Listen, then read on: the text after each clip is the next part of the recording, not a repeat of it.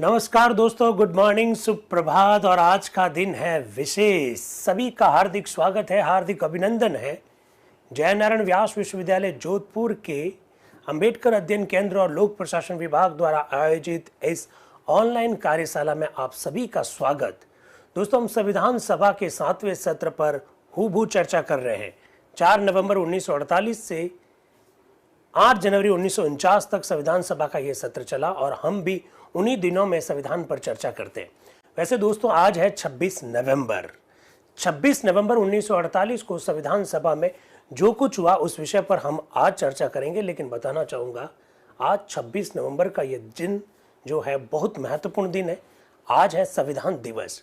वो संविधान जिसने हमें अधिकार दिए, वे संविधान जिसने हमारे व्यक्तित्व के विकास में एक बहुत महत्वपूर्ण योगदान दिया, वह संविधान जो दुनिया का सबसे खूबसूरत दस्तावेज माना जाता है, वह संविधान जिसमें निचले तबके, निम्न वर्ग के लोगों के लिए एक आशा की किरण जगाई, उस संविधान का आज दिवस है, यानी संविधान दिवस। संविधान दिवस क्यों मनाया जाता है आप अच्छी तरह से जानते हैं। 26 नवंबर 1949 को भारतीय संविधान के 16 अनुच्छेद लागू हुए थे। 26 नवंबर 1949, लेकिन आज हम हैं 26 नवंबर 1948 पर। 26 नवंबर 1949 की जब चर्चा आएगी उस समय संविधान सभा का 11वां सत्र चल रहा होगा, लेकिन अभी चल रहा है संविधान सभा का 7वां सत्र। तो मेरे YouTube के साथी और Zoom के जो साथी हैं उन सबको संविधान दिवस की बहुत सारी शुभकामनाएं। और हम सबका ये कर्तव्य है कि हम अपने संविधान की पालना करें, उस संविधान के प्रति श्रद्धा रखें, उस संविधान के प्रति आस्था रखें, क्योंकि संविधान है तो हम है। इस बात को जरूर ध्यान रखिएगा। ग्रैनविल ऑस्टिन की बात को यहाँ पर मैं संकेतित रूप में रखना चाहूँगा कि राष्ट्र की सुरक्षा से जुड़ा हुआ है भारत का संविधान। संविधान है तो भारत है, ये भी ध्यान रखिएगा। तो मेरे जूम और यूट्यूब के साथी 2015 से मनाया जाता है संविधान दिवस, बिल्कुल ठीक कह रहे हैं। और कौन कौन जुड़ गए हैं? दुर्गा वर्मा जी, हरमन जी, विकास जी, सानू चौधरी, सहुन चौधरी, सरिता जी, बग्गा राम जी, जेता Ram ji, Kamlesh ji. Connecting to audio में निवेदन रहेगा, वीरेंद्र जी अपना रीनेम कर लीजिए। विराट भाई, कन्हैया लाल जी, चेतन जी, और ऊपर कीजिए। कन्हैया लाल जी के बाद में चेतन जी डबल है क्या? नरपत भाई, अशोक भाई, नरेश भाई, मनीष कुमार जी। तो अपना ये रीनेम कर दे भाई, अपना कंपनी का नाम क्यों रख रहे हैं? हमको अटेंडेंस के लिए बहुत सहूलियत मिलती है। और हमारे जो यूट्यूब के जो साथी हैं, बड़े आनंद आज आने वाला है। आज हम चर्चा 7:30 बजे शुरू कर रहे हैं, लेकिन आज चर्चा 1 घंटे की ही रहेगी। आप कहेंगे आज चर्चा इतनी कम क्यों रहेगी? तो मैं इसका कारण बता देता हूँ। आज संविधान सभा में एक विशेष मुद्दे पर चर्चा होगी, और वो विशेष मुद्दा क्या है? दोस्तों, आप लोग पिछले कुछ समय से देख रहे होंगे, 4 नवंबर से हमने ये चर्चा प्रारंभ की, और आप देख रहे हैं कि हम मुश्किल से अभी तक 15-16 अनुच्छेद ही स्वीकार कर पाए। ऐसा आप लोगों ने भी महसूस किया होगा। लगातार संविधान में संशोधन करने के लिए प्रस्ताव संविधान सभा के विभिन्न सदस्यों के द्वारा रखे जा रहे हैं। मसौदा संविधान 4 नवंबर 1948 को डॉक्टर BR अम्बेडकर साहब ने संविधान सभा में रखा, लेकिन लगातार उसके ऊपर संशोधन आ रहे हैं। 1000 से ज़्यादा संशोधनों पर हम लोग चर्चा कर चुके हैं। इतने सारे संशोधन जो आ रहे हैं उससे अब थोड़ा सा एग्रेशन दिखाई देगा, थोड़ा सा उसके प्रति क्रोध दिखाई देगा। कई सारे संविधान संशोधन ऐसे भी थे जो कॉमा को लेकर थे, सेमीकोलन को लेकर थे, खड़ी पाई को लेकर थे, फुल स्टॉप को लेकर थे, कभी ऑफ शब्द आ गया, कभी द शब्द आ गया, इसको लेकर थे। तो ऐसी स्थिति में आज थोड़ा सा उसके प्रति एग्रेशन दिखाई देगा कि भाई इस प्रकार की टेंडेंसी रुकनी चाहिए, ताकि संविधान के निर्माण के कार्यों को गति दी जा सके।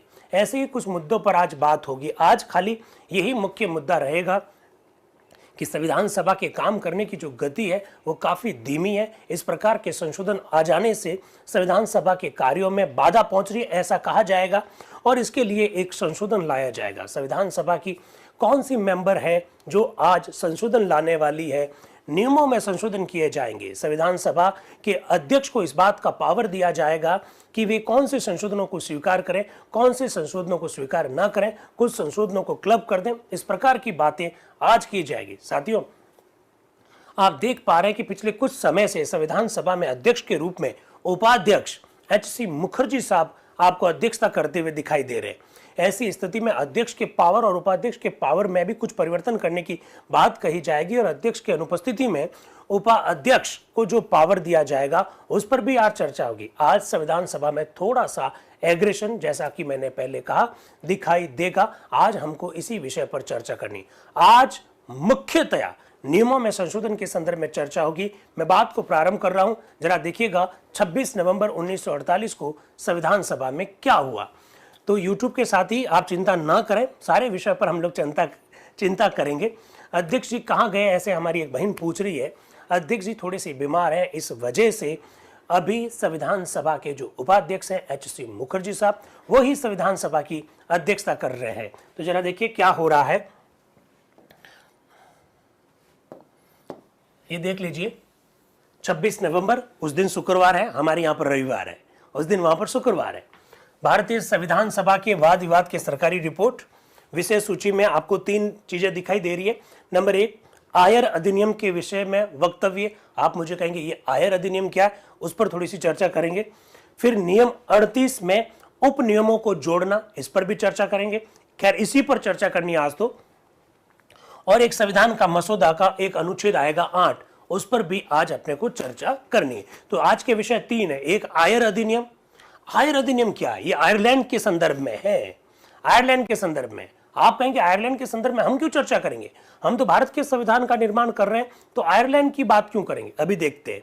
फिर जैसा कि मैंने कहा, संशोधनों को रखने के संदर्भ में अध्यक्ष के पावर्स के बारे में आज लंबी चर्चा होगी और थोड़ी सी चर्चा अनुच्छेद 8 पर होगी, वो लास्ट में देखेंगे। अभी क्या है, 1 सवा घंटा आज हम चर्चा करने वाले। ये देखिए संविधान सभा की बैठक कॉन्स्टिट्यूशन हॉल नई दिल्ली में डॉक्टर HC मुखर्जी, प्रातः 10 बजे एकत्रित हुई ये बैठक। 10 बजे सब लोग सदस्य एकत्रित हुए। आयर अधिनियम पर चर्चा की जा रही है और सबसे पहले पंडित जवाहरलाल नेहरू का नाम पुकारा जाता है। आयर अधिनियम पर चर्चा की जाएगी। दोस्तों आप लोग जानते हैं इंग्लैंड, आयरलैंड, स्कॉटलैंड मिलकर ग्रेट ब्रिटेन बनता है, ये बात आप अच्छी तरह से जानते हैं। आप ये भी जानते हैं कि अभी हम 26 नवंबर 1948 के युग में हैं। अब ये भी जानते हैं कि उस समय तक हमारा संविधान का निर्माण पूरा नहीं हुआ था। आप ये भी जानते हैं कि भारत कॉमनवेल्थ का सदस्य है। कॉमनवेल्थ यानी राष्ट्रमंडल। राष्ट्रमंडल उन देशों का समूह है जो कभी न कभी ब्रिटेन के कॉलोनी यानी उपनिवेश रह चुके हैं। उन देशों का समूह जो है वो कॉमनवेल्थ है। आयरलैंड के बारे में कुछ चीजें हो रही है इंग्लैंड में। आयरलैंड के संदर्भ में कोई कानून बनाया जा रहा है, उसका प्रभाव भारत पर पड़ेगा, ऐसा पंडित नेहरू जी कह रहे हैं। क्या कह रहे हैं उसी पर थोड़ी चर्चा करेंगे। माननीय पंडित जवाहरलाल नेहरू संयुक्त प्रांत से आते हैं, इंग्लिश में बोल रहे हैं, स्टार बना हुआ है। वो क्या कह रहे हैं, उपाध्यक्ष महोदय श्रीमान, सभा को यह ज्ञात है कि अर्वाचीन काल में आयर में कुछ ऐसे परिवर्तन हुए जिनका प्रभाव आयर से राष्ट्रमंडलीय देशों के संदर्भ पर पड़ता है। फिर वो कुछ भाषणों का उल्लेख करते हैं कि वहां पर कौन कौन से कानून बनाए गए आयरलैंड के संदर्भ में, और वहां के प्रधानमंत्री क्या सोचते हैं, इंग्लैंड के प्रधानमंत्री इस बारे में क्या सोचते हैं, उनके भाषणों का वो पूरा उल्लेख करते हुए यार कुछ बातें रखना चाह रहे हैं। फिर वो क्या कहना चाह रहे हैं वो देखिए जरा। मैं ये भी कहना चाहता हूं कि आयर तथा भारत के मध्य लंबे काल से सहानुभूति तथा मैत्रीपूर्ण भावना का गहरा बंधन रहा है। भारत सरकार को विश्वास है कि भूतकाल के समान भविष्य में भी आयर तथा भारत की सरकारों तथा जनता के मध्य गहरे और मैत्रीपूर्ण संबंध बने रहेंगे, ऐसा नेहरू जी कह रहे हैं। इसके बाद में HV कामत साहब कह रहे हैं कि जो आप बोल रहे हो, जिन जिन नेताओं के वक्तव्यों का आपने उल्लेख किया है, उन वक्तव्यों की कॉपी हमको उपलब्ध करवा दी जाए। तो संविधान सभा के उपाध्यक्ष कह रहे हैं कि उन लोगों की कॉपी आपको उपलब्ध करवा दी जाएगी कि किसने क्या बोला, इंग्लैंड के प्रधानमंत्री ने क्या बोला या फिर आयरलैंड के बारे में क्या बोला, संसद में क्या चर्चा हुई, उन सारे विषयों पर जो भी चर्चा हुई उनके स्टेटमेंट आपको ऑन रिकॉर्ड उपलब्ध करवा दिए जाएंगे। इसके बाद में दोस्तों हमारी संविधान सभा के जो नियम है, संविधान सभा के नियम आप लोग जानते होंगे। संविधान सभा का जो पहला सत्र हुआ, उस पहले सत्र में संविधान सभा के लिए कई सारे नियम बनाए गए। कैसे नियम? अध्यक्ष को कितना पावर होगा, कितने उपाध्यक्ष होंगे, उपाध्यक्ष को क्या पावर होगा, संविधान सभा में नया सदस्य किस प्रकार से बनाया जाएगा, रजिस्टर पर अध्यक्ष हस्ताक्षर कैसे होंगे, संविधान सभा के मेंबर्स को कितना वेतन मिलेगा, कितना भत्ता मिलेगा, क्या उनको सुविधाएं होगी, प्रस्ताव कैसे रखे जाएंगे, उस पर संशोधन कैसे किए जाएंगे, उसकी प्रक्रिया क्या होगी, नए सदस्य बनाने की प्रक्रिया क्या होगी, किसी सदस्य को अगर हटाना है तो उसकी प्रक्रिया क्या होगी। इन सब के संदर्भ में जो नियम बनाए गए वो संविधान सभा के पहले सत्र में बनाए गए। अगर आप लोगों को आइडिया हो तो संविधान सभा का पहला सत्र 9 दिसंबर 1946 से लगाकर 23 दिसंबर 1946 तक चला था। उस सत्र में कई सारे काम हुए, उनमें से एक काम संविधान सभा की नियमावली तय करने का भी था। वो जो नियम बनाए गए, अब उन नियमों में परिवर्तन लाया जा रहा है। नियमों में परिवर्तन इसलिए लाया जा रहा है, एक तो लंबे समय से उपाध्यक्ष संविधान सभा की अध्यक्षता कर रहे हैं, दूसरी बात इतने सारे संशोधन लाए जा रहे हैं लगातार, शब्दों को लेकर, ग्रामेटिकल मिस्टेक्स को लेकर, कि संविधान सभा में इस बात को लेकर चिंता व्यक्त की जाएगी कि इससे तो संविधान का निर्माण कभी हो ही नहीं पाएगा। इस तरह से अगर मंथर गति से चलते रहे तो संविधान के निर्माण की प्रक्रिया बहुत लंबी हो जाएगी। हमारे देश के लोग जो सैकड़ों वर्षों से संविधान बनने का इंतजार कर रहे थे, उनका इंतजार कुछ और लंबा हो जाएगा। इस प्रकार की बातें की जाएगी। तो नियमों में संशोधन किया जा रहा है। नियमों में क्या संशोधन किया जा रहा है जरा देखिएगा, और कौन संशोधन रख रहा है। Shrimati G Durgabai was the member of the constituent assembly.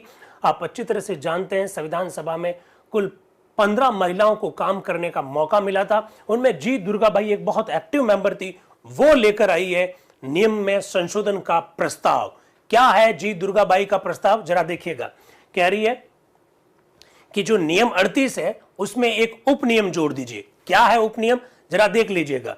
वो कह रहे हैं अध्यक्ष को ऐसे संशोधनों का जिनका उद्देश्य केवल शाब्दिक, व्याकरण संबंधी अथवा रूप संबंधी परिवर्तन करना हो, पेश होने से रोक देने का अधिकार होगा। एक ऐसा नियम लाया जा रहा है आज, नियम नंबर 38 में एक ऐसा उपनियम जोड़ा जा रहा है आज कि जिसके तहत अध्यक्ष को इस बात का पावर दिया जा रहा है कि संविधान सभा में अगर ऐसे संशोधन आते हैं जो शाब्दिक परिवर्तन से संबंधित है या फिर ग्रामेटिकल मिस्टेक से संबंधित है, तो ऐसे परिवर्तनों को रोक देने का अधिकार होगा संविधान सभा के अध्यक्ष को। इस प्रकार का नियम जी दुर्गाबाई के द्वारा लाया जा रहा है, आप देख सकते हैं। इसके अलावा एक और बात कही जा रही, क्या कह रहे हैं, अध्यक्ष को यह भी अधिकार होगा कि वह सदृश अभिप्राय के संशोधनों में से संविधान सभा के विचारात और मत लेने के लिए अधिक उचित तथा व्यापक संशोधन या संशोधनों को चुन ले। अध्यक्ष को इस बात का अधिकार होगा कि वो देखें कि ऐसे संशोधन जो वाकई में बहुत काम के हैं उन्हीं पर चर्चा करवाई जाए और उन्हीं पर वोट लिए जाए। अध्यक्ष को इस बात का भी पावर देने के लिए जी दुर्गाबाई के द्वारा प्रस्ताव रखा जा रहा है। संविधान सभा की 15 महिलाओं में से एक बड़ी एक्टिव महिला कौन, जी दुर्गाबाई। आगे क्या कह रहे हैं, और ऐसे किसी संशोधन के विषय में जो इस प्रकार चुना न गया हो, यदि वह वापस न लिया जाए तो यह समझा जा सकता है कि वह पेश किया जा चुका है तथा बिना वाद विवाद के उसके ऊपर वोटिंग करवाई जा सकती है। तो संविधान सभा में अध्यक्ष को कुछ पावर्स दिए जा रहे हैं, एक्स्ट्रा पावर्स। अध्यक्ष को इस बात का पावर दिया जा रहा है कि वो देखे कि संशोधनों की प्रकृति किस प्रकार की, और अगर वो देखें और अगर उन्हें लगे कि संशोधन केवल शाब्दिक परिवर्तनों और ग्रामेटिकल मिस्टेक से संबंधित है, तो उन संशोधनों को रिजेक्ट करने का पावर अध्यक्ष के पास होना चाहिए। इस प्रकार का पावर देने के लिए जी दुर्गाबाई के द्वारा नियमों में संशोधन के लिए प्रस्ताव रखा जा रहा है। दोस्तों, जी दुर्गाबाई अब अपना वक्तव्य देगी संशोधन रखने के बाद, और इसके बाद संविधान सभा में भूचाल आ जाएगा। संविधान सभा के कई सारे सदस्य इसको लेकर विरोध दर्ज करवाएंगे। बात करेंगे किसको लेकर विरोध दर्ज करवा रहे हैं। जी दुर्गाबाई जी का वक्तव्य मैं आपके सामने रख रहा हूं, जरा देखिएगा। श्रीमान, आरंभ में ये मैं स्पष्ट कर दूं कि सभा के समक्ष ये प्रस्ताव लाने का मेरा उद्देश्य मुख्यतः यह है कि अब तक संविधान के मसौदे में जिन बहुत से संशोधनों की सूचना आई है उन्हें शीघ्र समाप्त किया जाए तथा इस प्रकार हमारे सामने जो कार्य है उन्हें शीघ्रता से पूरा किया जाए। मुझे पता है संविधान के मसौदे पर अब तक 4000 से अधिक संशोधन आ चुके हैं। मेरे विचार में हमारे लिए इतने बहुसंख्यक संशोधनों पर समुचित रूप से विचार विमर्श करना कठिन होगा। अतः यह अपेक्षित समझा जाता है कि कार्य को अधिक शीघ्रता से संपन्न करने के लिए कोई विशेष कार्य प्रणाली निकाली जानी चाहिए। श्रीमान, यदि इस सभा उस प्रणाली को स्वीकार कर ले जो मैंने संशोधन में सुझाई है, तो इससे हमें इस उद्देश्य को प्राप्त करने में ही सहायता नहीं मिलेगी, वरन हम अपने सीमित समय को अधिक उपयुक्त संशोधनों और सारभूत संशोधनों पर खर्च कर सकेंगे। जी दुर्गाबाई अपने वक्तव्य में यह कह रही हैं कि इसके द्वारा हम संविधान निर्माण की प्रक्रिया में तेजी ही नहीं लाएंगे, बल्कि ऐसे संशोधन जो उपयुक्त है, ऐसे संशोधन जो सार गर्भित है, ऐसे संशोधन जो भारत के संविधान के भविष्य से संबंधित है, उन संशोधनों पर हम ज्यादा चर्चा कर पाएंगे, ऐसा जी दुर्गाबाई कह रही है। वो कह रहे हैं कि कुछ संशोधन ऐसे हैं जिनका कोई आशय नहीं है। आगे क्या कह रहे हैं जरा देखिएगा। इस नियम का उद्देश्य यह है कि सभापति को यह अधिकार दिया जाए कि वे सदृश आशय के संशोधनों में से अधिक उपयुक्त और व्यापक संशोधन अथवा संशोधनों को चुन ले। इससे सभापति को यह भी अधिकार दिया गया है कि कुछ ऐसे संशोधनों को पेश होने से रोक सकते हैं जिनका उद्देश्य केवल शाब्दिक, व्याकरण संबंधी और रूप संबंधी परिवर्तन करना है। ऐसे प्रस्ताव लाए जा रहे हैं जी दुर्गाबाई के द्वारा, अध्यक्ष को पावर दिया जा रहा है। फिर देखिए श्रीमान, इससे पहले कि ये प्रस्ताव सभा की स्वीकृति के लिए मैं पेश करूं, मैं सबसे पहले अनुरोध करती हूं कि मेरे संशोधन के क्षेत्र को उसी भावना से समझे जिससे कि मैंने आपके समक्ष पेश किया। इससे सभा के सदस्यों अथवा सदस्यों के किसी वर्ग के मन में ऐसी कोई आशंका या भय उत्पन्न नहीं होना चाहिए कि इसका उद्देश्य उनके विशेषाधिकारों को कम करना। जी दुर्गाबाई स्पष्ट रूप से कह दिए कि मेरा संशोधन लाने का उद्देश्य किसी भी प्रकार से संविधान सभा के सदस्यों के विशेषाधिकारों का कमी करना नहीं है। सभापति को यह अधिकार देकर हम कोई असाधारण बात नहीं कर रहे। मुझे यह भी विश्वास है कि इस अधिकार का प्रयोग करते समय सभापति किसी को अप्रश्न नहीं करेंगे, अपितु सबको प्रश्न करेंगे। हमारे पास ऐसा सोचने के लिए पर्याप्त कारण है कि सभापति इस अधिकार का प्रयोग अत्यंत न्यायपूर्वक करेंगे। इन थोड़े से शब्दों के साथ मैं ये संशोधन का प्रस्ताव संविधान सभा में रखती हूं। जी दुर्गाबाई ने ऐसा बोला। आप क्या सोचते हैं, कैसा है संशोधन, बताइए जरा। जी दुर्गाबाई जी के द्वारा जो संशोधन रखा गया वो क्या है, कैसा है, ये बताइए क्योंकि ये बहुत महत्वपूर्ण संशोधन है। क्योंकि हमारे संविधान सभा पर एक आरोप लगाया जाता है, बहुत वक्त लिया संविधान के निर्माण में, ऐसा कह दिया जाता है। आज संविधान दिवस है, तो संविधान दिवस पर उन भ्रांतियों को दूर करना तो हमारी जिम्मेदारी है जो संविधान सभा और भारत के संविधान के बारे में लगाई गई है। एक ऐसी ही भ्रांति को दूर करता हुआ प्रतीत होता है जी दुर्गाबाई का संशोधन का प्रस्ताव का संशोधन लिख सकते हैं आप किस तरह से। अब देखिए, अब उपाध्यक्ष महोदय कह रहे हैं अब हम एक एक करके संशोधन लेंगे। पहला आता है नजरुद्दीन जी अहमद साहब का। क्या मैं इस पर बोल सकता हूं? तो उपाध्यक्ष महोदय कह रहे हैं संशोधन पेश हो चुकेंगे, तत्पश्चात व्यापक वाद विवाद होगा। आपको अपना दृष्टिकोण सभा में पेश करने के लिए पर्याप्त समय दिया जाएगा। पहला संशोधन श्री नजरुद्दीन जी अहमद साहब के नाम से है। वो क्या कह रहे हैं? वो कह रहे हैं साहब इन्होंने जो संशोधन का जो प्रस्ताव रखा है, मैं चाहता हूं कि उसमें भी संशोधन कर दिया जाए। क्या कर दिया जाए? उस सदस्य की बात सुनने के बाद जिसने की संशोधन की सूचना दी हो एक्चुअली में जी दुर्गाबाई ये प्रस्ताव रख रही है कि सभापति को इस बात का अधिकार होगा कि वे ऐसे संशोधन जो ग्रामेटिकल मिस्टेक्स और जो शाब्दिक परिवर्तनों के संदर्भ में उसको वो हटा दें, रिजेक्ट कर दें। नजरुद्दीन जी साहब कह रहे हैं कि नहीं, उसमें एक लाइन और जोड़ दो। क्या? कि उस सदस्य की बात सुनने के बाद आप हटा देना, इस प्रकार की शब्दावली जोड़ दी जाए।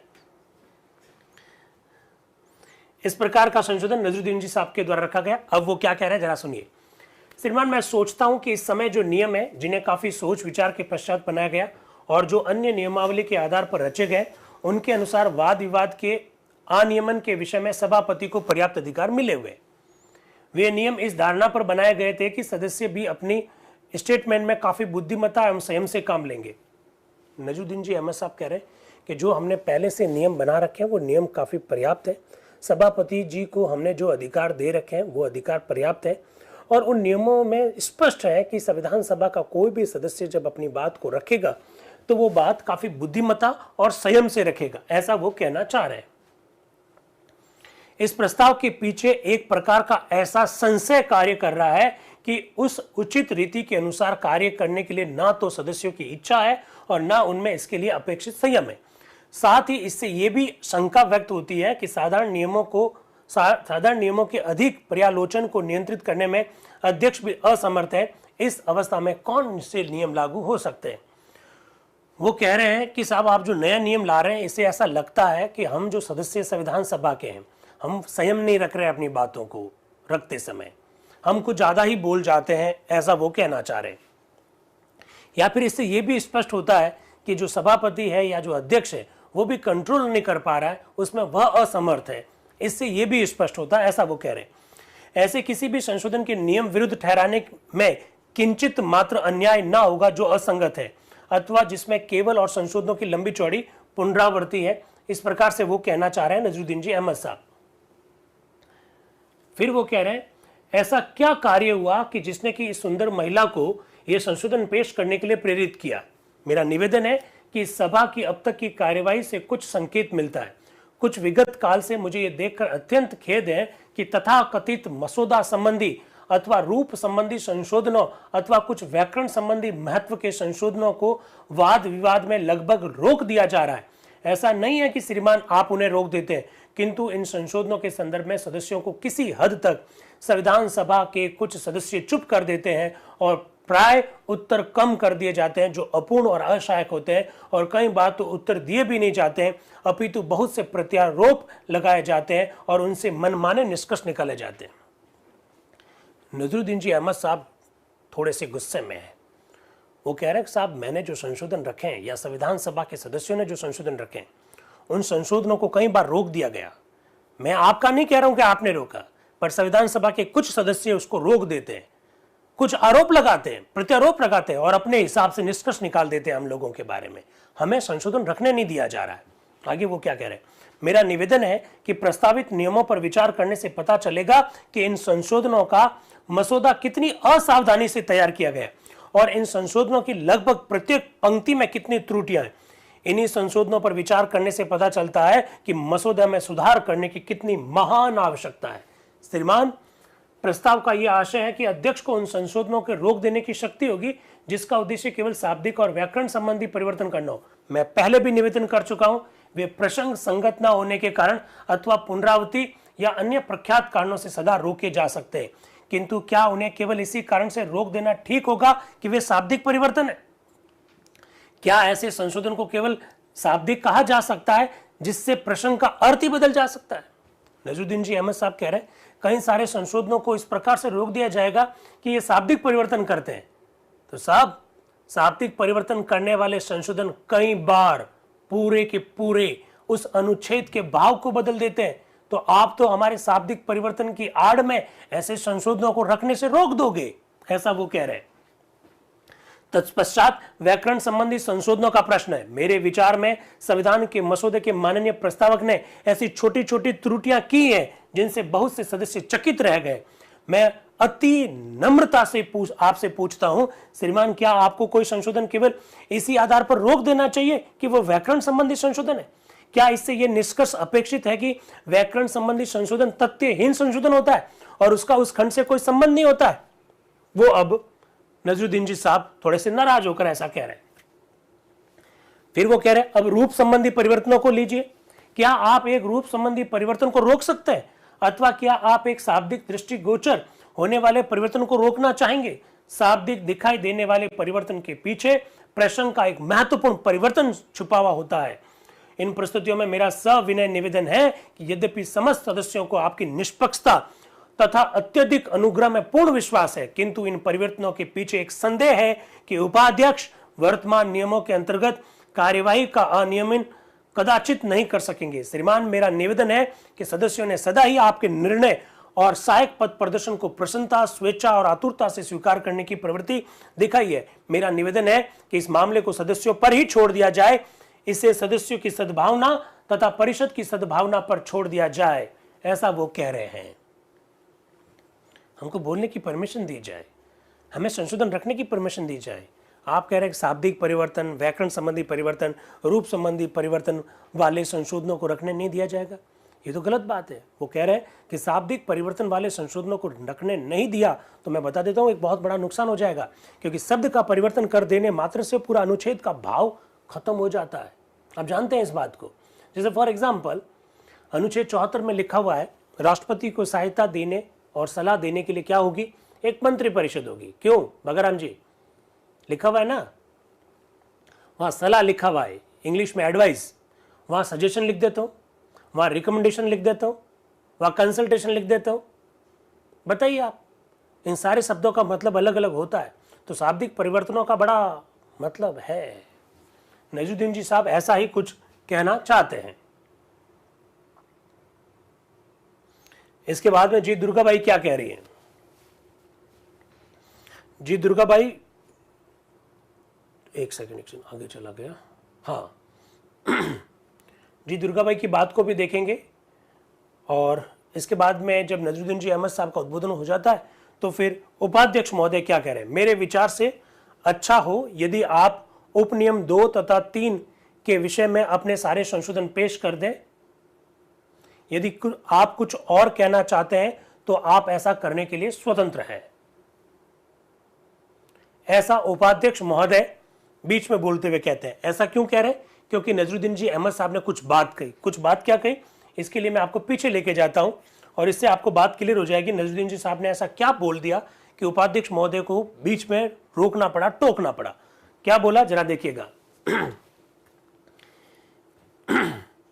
इस विषय में जहां तक मेरा संबंध है, नजरुद्दीन जी साहब कह रहे हैं, श्रीमान मैं परिषद यानी सभा की छोटी से छोटी इच्छा का पालन करने के लिए पूर्णतया तैयार हूं, जो सार्वजनिक और निजी रूप में उचित ढंग से व्यक्त की जाए। इसी प्रकार की बहुत सी त्रुटियां सब स्थानों पर संविधान में पाई जाती है, उनके विषय में आप क्या कहेंगे? ये बात नहीं है कि इन त्रुटियों से विधेयक के विख्यात लेखकों की शक्ति और वाक्य विन्यास की कमी प्रकट होती है, किंतु प्रत्येक विधेयक को दोहराने की आवश्यकता होती है। हमारे यहाँ दूसरी सभा नहीं है, विधेयक विशेष समिति में नहीं गया। पहले एक स्थान पर मैंने विशेष समिति का सुझाव रखा था, वही ऐसा स्थान है जहां वाक्य रचना के संशोधनों तथा अन्य बातों पर ठंडे दिल से तथा उचित रूप से वाद विवाद हो सकता है। मेरा यह सुझाव इस आधार पर रोक दिया गया कि यह विलंबकारी है। कुछ संशोधनों को प्रमुख सदस्यों ने केवल विलंबकारी अथवा मूर्खतापूर्ण बताया। मेरे विचार से मूर्खतापूर्ण शब्द इस सभा के किसी सदस्य के लिए प्रयुक्त नहीं हो सकता है। यदि कोई वस्तु मूर्खतापूर्ण है तो उसे रोक देने के लिए नियमों के तहत आपके पास पर्याप्त अधिकार विद्यमान है। मेरा निवेदन है कि प्रत्येक संभावित दृष्टिकोण से, सामान्य सुविधा के दृष्टिबिंदु से तथा इन नियमों की सामान्य अच्छाई के दृष्टिकोण से जो अब तक अच्छे सिद्ध हुए, ये नियम अस्वीकार हो जाने चाहिए, ऐसा वो कह रहे हैं। तब जाकर उपाध्यक्ष महोदय कह रहे हैं कि आप तो अपनी बात पर ध्यान दीजिए, किसी ने भी कभी ये नहीं कहा कि ये मूर्खतापूर्ण बातें हैं। तो बहुत थोड़ा सा गर्मी दिखाई दे रही है संविधान सभा में। इसके बाद में नाम पुकारा जाता है विश्वनाथ दास का, जो संविधान सभा के एक मेंबर है, वो अपनी बात को रखेंगे। लेकिन विश्वनाथ दास का नाम पुकारा तो जाता है, वो जैसे बोलते हैं कि मैं इसे पेश करना चाहता हूं, मैं भी अपना संशोधन पेश करना चाहता हूं, तो इसी बीच में नजरुद्दीन जी अहमद साहब आ गए। वो कह रहे हैं, नजरुद्दीन जी अहमद साहब वापस आ गए। वो क्या कह रहे हैं, इसके विषय में मेरे जो विचार हैं मैं उन्हें केवल व्यक्त कर दूं। मेरे माननीय मित्र ने कृपा करके संशोधन संख्या 15 को पेश करने की इच्छा प्रकट की है। इस संशोधन के विषय में मैं कह सकता हूं कि बिना वाद विवाद के आगे बढ़ना उपयुक्त नहीं होगा। यह प्रावधान कि आप कुछ संशोधनों को बिना चर्चा के ही चुनेंगे अभिप्रायहीन और आशयहीन है। वाद विवाद होना ही चाहिए। आप सभा से वाद विवाद के बिना अपना मत देने के लिए कैसे कह सकते हैं? आखिर लोकतंत्र का क्या अर्थ है? लोकतंत्र का अर्थ है वाद विवाद से, विचारों के स्वतंत्र आदान प्रदान करने से। किंतु यहां एक प्रयत्न किया जा रहा है कि आपको बिना वाद विवादी संशोधन चुनने का अधिकार दिया जा रहा है। वो कह रहे हैं कि ये जो नियमों में संशोधन का जो प्रस्ताव रखा गया है, इसके तहत आपके पास बहुत ज्यादा पावर आ रहा है और उस पावर के तहत आप किसी भी संशोधन को इस आधार पर कि ये केवल शाब्दिक परिवर्तन कर रहा है या ग्रामेटिकल मिस्टेक से संबंधित है, उसको आप क्या कर देंगे? रिजेक्ट कर देंगे। वो कह रहे हैं ये लोकतंत्र के लिए ठीक नहीं है। लोकतंत्र के लिए वाद विवाद, विचार विमर्श होना जरूरी है और बिना विचार विमर्श के आप किसी को रिजेक्ट नहीं कर सकते हैं, ऐसा वो कह रहे हैं। इसके बाद में वो एक और संशोधन रखते हैं। वो संशोधन क्या रखते हैं कि भाई किसी को रिजेक्ट करने की पावर अगर आपको दे दी जाए, पर शर्त यह है कि अध्यक्ष इस प्रकार कोई संशोधन चुने उससे पूर्व किसी सदस्य को जिसने की संशोधन की सूचना दी है यह अधिकार होगा कि वह अपने संशोधन का स्वरूप और आशय समझा सके। वो कुल मिलाकर ये कहना चाहते हैं कि अध्यक्ष को यदि इस बात का पावर दिया जा रहा है कि वे किसी संशोधन को संविधान सभा में रखने से इनकार करें, तो इससे पहले जो संशोधन रखना चाहता है उस सदस्य को अपनी बात को रखने का अधिकार होना चाहिए, ऐसा नजरुद्दीन जी अहमद साहब कह रहे हैं। फिर वो आगे कह रहे हैं, श्रीमान यदि ऐसी त्रुटियां हो जैसे कि मैंने बताई है, तो क्या हम संविधान को अशुद्ध ही छोड़ दें तथा संविधान में इतने दोष और कमियों को रहने दें, अथवा क्या हमें मसौदा समिति से यह कहना चाहिए कि उन्हें दोहराएं तथा जहां आवश्यक है वो ठीक कर दें? क्या कार्यप्रणाली होनी चाहिए और किस प्रकार के संशोधनों को मसौदा समिति पर छोड़ देना चाहिए? यदि आप किसी सदस्य को अपने संशोधन का अर्थ और आशय समझाने का अवसर नहीं देंगे तो मसौदा समिति उन्हें कैसे समझेगी? वो कह रहे हैं कि आप हमें मौका ही नहीं देंगे तो फिर हम अपनी बात को रख ही नहीं पाएंगे, और हम अपनी बात को रख ही नहीं पाएंगे तो मसौदा समिति को कैसे मालूम पड़ेगा कि हम चाहते क्या है? इसलिए आप इस प्रकार के परिवर्तन मत कीजिए, और अगर इस प्रकार के परिवर्तन करते हैं, सभापति को इस प्रकार का अधिकार देते हैं, तो कम से कम जो सदस्य संशोधन रखना चाहता उसको भी ये पावर दो। क्या पावर दो? कि वह जो संशोधन ला रहा है उसका वो उद्देश्य, उसका वो आशय स्पष्ट कर सके। इस प्रकार की बातें कही जा रही है।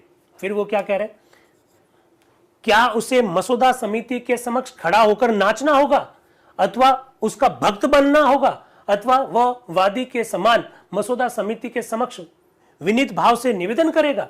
श्रीमान, संविधान में दोष निकाल देने के लिए ये प्रबल युक्तियां मैं पर्याप्त कह चुका हूं, और यदि इससे परिषद को यानी सभा को मेरी बात नहीं चितती है और मेरी बात रद्द कर दी जाती है तो मैं हर्षपूर्वक सभा के निर्णय के सामने नतमस्तक हो जाऊंगा, ये जानते हुए कि मैंने अपना कर्तव्य पूरा किया। उन्होंने कहा मसौदा समिति को कैसे मालूम पड़ेगा कि संविधान सभा क्या चाहती है? वो कह रहे कि मसौदा समिति के सामने हम जाकर नाचे या फिर याची के रूप में हाथ जोड़कर खड़े हो जाए? हम मसौदा समिति को ऐसे तो बताएंगे संशोधन रखकर, ऐसी वो बात कहना चाह रहे हैं। और मेरी बात अगर बुरी लगी तो बिल्कुल ठीक नहीं है, और मैं तो अगर आप मेरी बात को रिजेक्ट करते हैं तो भी कोई प्रॉब्लम नहीं है, ऐसा वो कह रहे हैं। मैं तो ये सोचता हूं कि मैंने अपना कर्तव्य पूरा किया। इसके बाद में उपाध्यक्ष महोदय क्या कह रहे हैं, मुझे सभा को सूचित करना है कि मेरे हाथ में हमारे अध्यक्ष का एक अधिकार पत्र है जिसे मैं पढ़कर सुनाऊंगा, और मेरे विचार से उससे बहुत सारे भ्रम जो है उसका निवारण हो जाएगा। तो अब संविधान सभा के जो उपाध्यक्ष है वो संविधान सभा के अध्यक्ष यानी डॉक्टर राजेंद्र प्रसाद जी के द्वारा एक कोई कागज जारी किया गया जिससे कि संविधान सभा में किस प्रकार से प्रक्रिया हो उसका उल्लेख है। तो वो कह रहे हैं कि मैं इस कागज को पढ़ा के सुना देता हूं इससे कि आपका सारा भ्रम दूर हो जाए। उन्होंने क्या कहा, वो कह रहे हैं कि उस कागज में क्या लिखा हुआ है, मैं इस पत्र द्वारा उपाध्यक्ष डॉक्टर एच.सी. मुखर्जी को संविधान सभा के नियमों के 6 अध्याय के 38वें नियम को छोड़कर से सब नियमों के अंतर्गत अपनी सारी शक्तियां और कर्तव्य प्रदान करता हूं। एच.सी. मुखर्जी साहब को लगा कि ये सारी बातें मेरे को लेकर की जा रही है, तो वो कह रहे हैं कि भाई साहब रुको जरा, यस रुको जरा। उन्होंने कहा कि ऐसा करता हूं कि मैं अध्यक्ष महोदय ने मुझे क्या पावर दिए है वो लेटर मैं पढ़कर सुना देता हूं, और फिर वो लेटर पढ़कर सुनाते हैं जिसमें अध्यक्ष ये कह रहे हैं कि मैं ये सारा पावर उपाध्यक्ष को दे रहा हूं। तो फिर बी दास जो कि उड़ीसा के हैं वो क्या कह रहे हैं, श्रीमान मैं एक बात जानना चाहता हूं, मैं ये जानना चाहता हूं कि क्या इस प्रस्ताव के संदर्भ में वक्ताओं को सीमित समय दिया जाएगा? यदि नहीं तो मेरा सुझाव है कि आपको अवधि नियत करने का अधिकार होना चाहिए जिससे कि बेकार वक्तव्य ना हो। अब उपाध्यक्ष महोदय क्या कह रहे हैं, ऐसे महत्वपूर्ण प्रश्न पर मेरी इच्छा यह नहीं है कि वक्ताओं को दिए जाने वाले समय को मैं सीमित कर दूं। किसी प्रकार का प्रतिबंध तभी लगाया जाएगा जब कोई वक्ता प्रसंग से अति असंगत बातें करने लग जाए। इसके बाद में एच.वी. कामत साहब का नाम पुकारा जाता है। एच.वी. कामत साहब क्या कह रहे हैं, उपाध्यक्ष महोदय, श्रीमान मेरी माननीय मित्र श्रीमती जी दुर्गाबाई ने जो प्रस्ताव रखा उसका अभिप्राय अध्यक्ष को कुछ असाधारण शक्तियां देना है, और इसके परिणाम स्वरूप इस सभा के सदस्यों के स्वाभाविक अधिकार समाप्त हो जाएंगे, सीमित हो जाएंगे। चाहे वे अंतर्वर्ती अधिकार हो अथवा अब तक हमारे द्वारा स्वीकृत नियमों के अंतर्गत प्रदत्त हमारे अधिकार में हो। मुझे विश्वास है कि यहां मेरे साथियों में से मेरा कोई भी साथी अपने किसी भी अधिकार को सहज ही अथवा स्वेच्छा से समर्पित करने के लिए आगे नहीं आएगा। और मुझे समान रूप से यह भी भरोसा है कि अध्यक्ष तथा श्रीमान आप भी इस सभा के सदस्यों के अधिकारों के समर्थन के लिए उत्सुक होंगे, जैसा कि अब तक आप सदा रहे हैं। अतः मैं यहां अपने साथियों से प्रार्थना करना चाहता हूं कि वे इस प्रस्ताव पर, जो कि आज हमारे सामने है, अत्यंत ध्यानपूर्वक विचार करें। और मैं आपसे अनुरोध करता हूं कि आप इस प्रस्ताव पर पूरी तरह से वाद विवाद होने दें। अब देखिए एचवी कामत साहब क्या संशोधन लेकर आए हैं। एचवी कामत साहब संशोधन लेकर आए कि इसमें यह बात जोड़ दी जाए। क्या बात जोड़ दी जाए? सभापति किसी ऐसे संशोधन को पेश होने से रोक सकता है जिसे वह हल्का अथवा विलंबकारी समझे।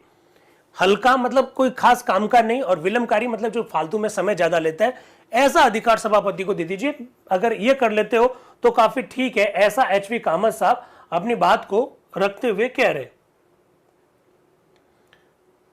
तो देखिए संविधान सभा के अलग अलग सदस्य जी दुर्गाबाई के बारे में जो संशोधन प्रस्ताव जो रखा गया उसके बारे में क्या विचार रख रहे हैं, मैं आपके सामने रख रहा हूं। इसके बाद में विश्वनाथ दास जी का नाम पुकारा जाता है। विश्वनाथ दास जी कह रहे हैं कि ये जो जी दुर्गाबाई ने जो संशोधन रखा, इस संशोधन में एक हल्का सा चेंज कर दीजिए।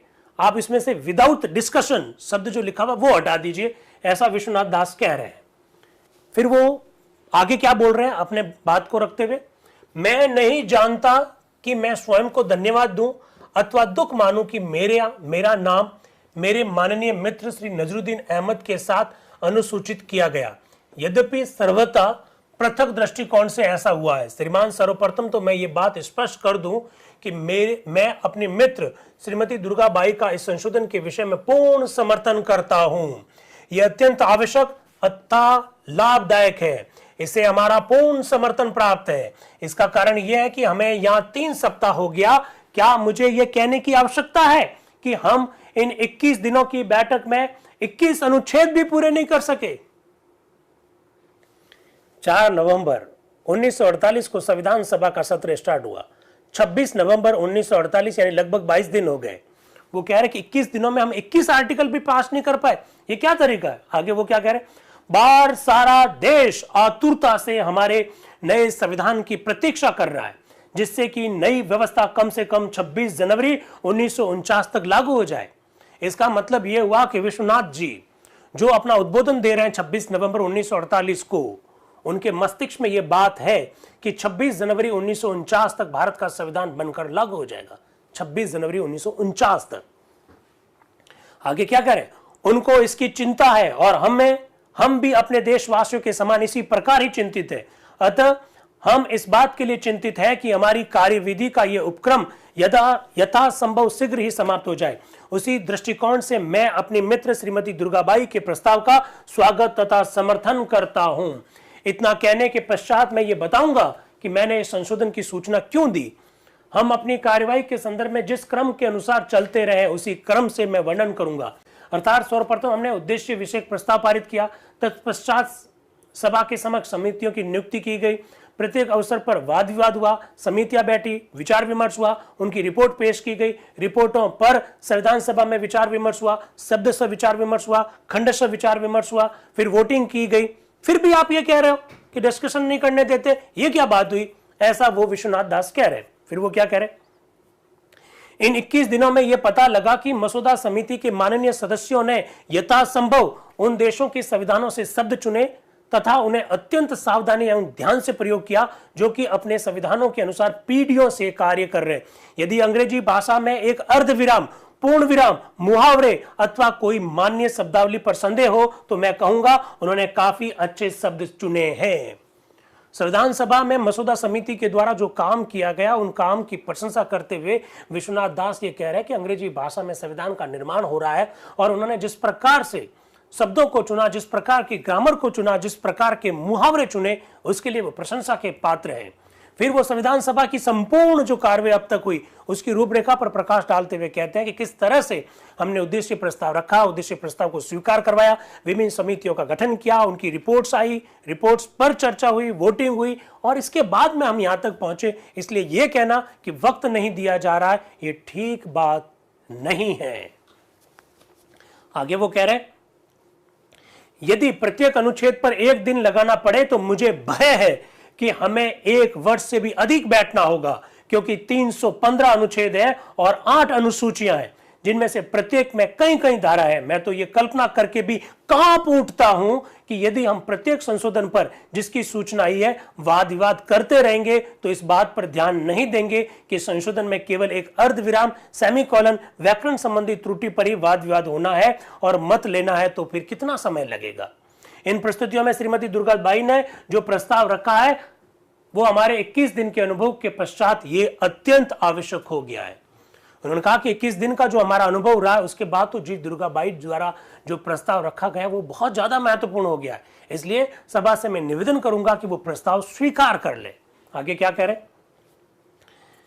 वो कह रहे कांग्रेस दल के विषय में बोलते हुए मैं ये कह दूं कि हम दिन प्रतिदिन इकट्ठे होते हैं, रविवार भी बीच में नहीं छोड़ते, 2, 3, 4 घंटे निरंतर इन संशोधनों पर तथा अन्य संभावित और आवश्यक संशोधनों पर वाद विवाद करते रहते हैं। श्रीमान, मैं अनुभव करता हूं कि कांग्रेस दल ने जो परामर्श समिति नियुक्त की है वह अपना कार्य सुचारू रूप से कर रही है और इससे यह भी स्पष्ट हो जाता है कि नए संशोधन सभा में क्यों रखे गए, उन पर वाद विवाद हुआ तथा वे स्वीकृत हुए, यद्यपि किसी माननीय सदस्य ने उनकी सूचना नहीं दी थी, ऐसा वो कह रहे हैं।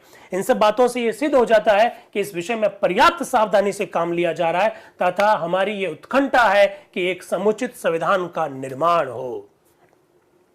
फिर वो आगे क्या कह रहे हैं, श्रीमान श्रीमती दुर्गाबाई ने जो प्रस्ताव उपस्थित किया वह अत्यंत व्यापक है, उचित वाद विवाद के लिए स्थान रखा गया और सभापति में पूर्ण विश्वास प्रकट किया गया कि वे सदस्यों को प्रत्येक प्रश्न के समस्त अंगों पर वाद विवाद करने का समुचित अवसर प्रदान करें। विश्वनाथ दास अपनी बात को रखते हुए कह रहे हैं, वो इसके बाद में उदाहरण भी दे रहे हैं कि किन किन अनुच्छेदों पर कितनी कितनी चर्चा हुई है। इसलिए यह मत कहिएगा कि सभापति के पावर को बढ़ाया जा रहा है, यह मत कहिएगा कि संविधान सभा के सदस्यों के विशेष अधिकार को कम किया जा रहा है। हमें उचित वाद विवाद करने का पूरा अवसर दिया जा रहा है, ऐसा वो कह रहे हैं। अब दामोदर स्वरूप सेठ आ रहे हैं जो कि संयुक्त प्रांत से हैं, वो क्या कह रहे हैं। उपाध्यक्ष महोदय, आपकी अनुमति से और अत्यंत खेद तथा दुख के साथ मैं माननीय श्रीमती दुर्गाबाई के रखे हुए प्रस्ताव का विरोध करना चाहता हूं। दामोदर स्वरूप सेठ साहब भी कूद गए विरोध की इस श्रृंखला में। फिर क्या करें, विरोध ही नहीं कर रहे, आगे क्या करें, और श्रीमान मैं इसका विरोध अपनी सारी शक्ति से करना चाहता हूं। श्रीमान, मुझे आश्चर्य है कि हम स्वतंत्र स्वाधीन भारत के संविधान के मसौदे पर पूरी गंभीरतापूर्वक और शांतिपूर्वक विचार कर रहे हैं अथवा हम एक मामूली कानून को शीघ्रता से पारित कर रहे हैं। दामोदर स्वरूप सेठ साहब एक बड़ा गजब का प्रश्न उठा रहे हैं। वो कह रहे हैं कि हम गंभीरतापूर्वक क्या संविधान का निर्माण कर रहे हैं या कोई मामूली कानून बना रहे हैं, ये मैं प्रश्न पूछना चाहता हूं। वो ऐसा कह रहे हैं। आगे वो क्या कह रहे हैं, बड़ी गजब की बात कही, वापस बोल रहा हूं, जरा सुनिएगा, अंडरलाइन करके बताऊंगा। श्रीमान, मुझे आश्चर्य है कि हम स्वतंत्र स्वाधीन भारत के संविधान के मसौदे पर पूरी गंभीरतापूर्वक तथा शांतिपूर्वक विचार कर रहे हैं अथवा हम एक मामूली कानून को शीघ्रता से पारित कर रहे हैं जो कि एक विशेष तिथि तक अवश्य स्वीकार हो जाना चाहिए, अन्यथा आकाश गिर पड़ेगा और पृथ्वी अपने ध्रुव के चारों ओर परिक्रमा करना बंद कर देगी। क्या उपमा दी है दामोदर स्वरूप सेठ साहब ने, कमाल करते हैं। हम संविधान का निर्माण करने जा रहे हैं या किसी कानून को बनाने जा रहे हैं, और किसी कानून को बनाने के लिए हमने कोई तिथि फिक्स कर रखी है कि उस तिथि तक पारित होना चाहिए, नहीं तो पूरा आकाश गिर जाएगा और पृथ्वी अपने ध्रुव पर चलना बंद हो जाएगी। ऐसा क्या होने वाला है क्या? जब ऐसा कुछ नहीं होने वाला है तो फिर इतनी शीघ्रता क्यों, इतनी शीघ्रता क्यों? आगे क्या बोल रहे हैं, अभी खत्म नहीं हुई बात। अब तक भी बहुत से संशोधनों को बहुमत दल ने रोक दिया है। लो कर लो बात। क्या कह रहे हैं, अब तक भी बहुत से संशोधनों को बहुमत दल ने रोक दिया है तथा गिरा दिया है और वे भविष्य में बहुत से संशोधनों को और गिरा देंगे। अब यह प्रस्ताव रखा गया कि नियमों में संशोधन कर दिया जाए और माननीय अध्यक्ष को संशोधन रिजेक्ट करने का पावर दे दिया जाए। वो कह रहे हैं भाई साहब, अब तक भी बहुत सारे संशोधनों को बहुमत दल ने रोक दिया है और जब मर्जी चाहे उसको गिरा दिया है और आगे भी गिरा देंगे, और अब तो आप नियमों में ही बदलाव कर रहे हो और नियमों में बदलाव करके सभापति को इतना पावर दे दोगे, फिर तो कोई मतलब ही नहीं रहा। यदि यही उनका दृष्टिकोण है तो यह संभव है कि बहुमत दल अथवा शक्ति आरूढ़ दल अपनी बात को पूरी कर सकता है, किंतु श्रीमान भारतीय जनता को यह धोखा नहीं दिया जा सकेगा कि यह संविधान उनके द्वारा तथा उनके हेतु बनाया गया। हम बाह्य संसार को धोखा दे सकते हैं, किंतु निसंदेह हम स्वयं को धोखा नहीं दे सकते, क्योंकि बहुसंख्यक दल के पास लाठी है। वे अपनी रुचि की भैंस ले सकते हैं, किंतु भारतीय जनता का क्या हाल होगा, और सच पूछिए तो बहुसंख्यक दल का भी बाद में क्या हाल होगा। जैसा कि मैं अभी कह चुका हूं, बहुत से संशोधन जो कि बहुसंख्यक दल के सदस्यों द्वारा पेश होने चाहिए थे, रोक दिए गए। श्रीमान, ये तो केवल दल के मुखियाओं का आधिपत्य है।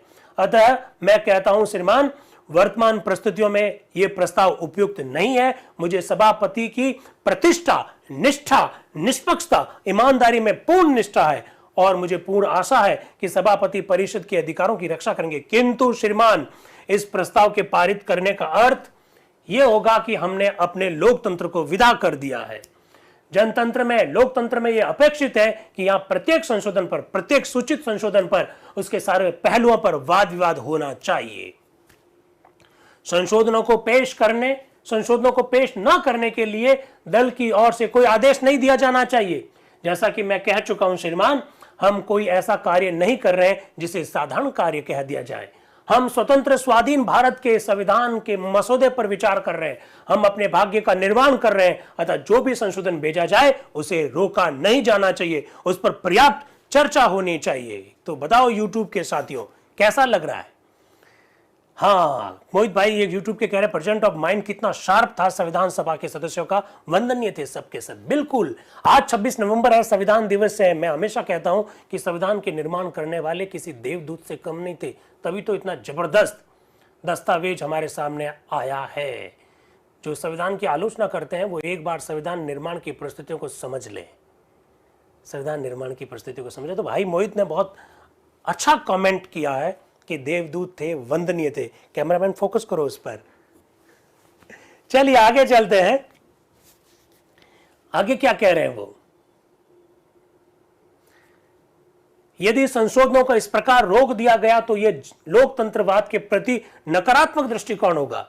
अतः श्रीमान, मैं बहुसंख्यक दल के सदस्यों से भी अत्यंत विनम्र भाव से अनुरोध करता हूं कि यह उनके अपने हित में है और जनता के भी हित में है कि वे प्रत्येक संशोधन के पेश होने पर बल दें तथा उसके सब पहलुओं पर वाद विवाद करें।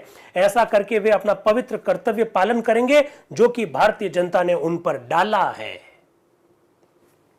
दोस्तों, जब कभी भी कहा जाए ना कि भारत के संविधान के निर्माण में बहुत समय लगा, उस दिन 26 नवंबर 1948 की चर्चा का उल्लेख कर देना।